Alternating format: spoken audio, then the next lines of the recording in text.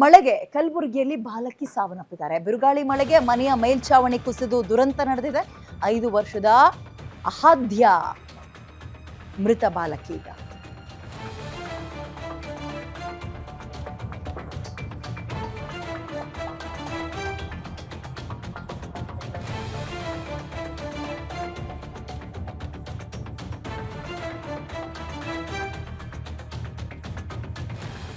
ಮನೆಯೊಳಗೆ ಆಟ ಆಡ್ಕೊಂಡಿರುವಾಗಲೇ ಮೇಲ್ಛಾವಣಿ ಕುಸಿದಿದೆ. ಕಲಬುರಗಿಯ ಜೇವರ್ಗಿ ತಾಲೂಕಿನ ಮುತ್ತಕೋಡ ಅನ್ನುವಂತಹ ಗ್ರಾಮದಲ್ಲಿ ನಡೆದಿರುವಂತಹ ಘಟನೆ ಇದು.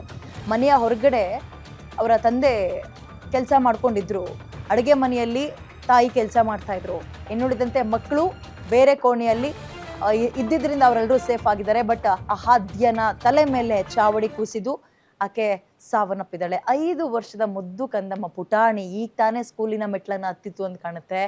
ಮಳೆ ಜೋರಾಗಿ ಬಂದಿದ್ದರ ಪರಿಣಾಮ ಮಳೆಯ ಚಾವಣಿ ಕುಸಿದು 5 ವರ್ಷದ ಅಹಾದ್ಯ ಸಾವನ್ನಪ್ಪಿದ್ದಾಳೆ. ತಂದೆ ತಾಯಿಗೆ ನಿಜಕ್ಕೂ ಭರಿಸಲಾಗದ ದುಃಖ ಇದು.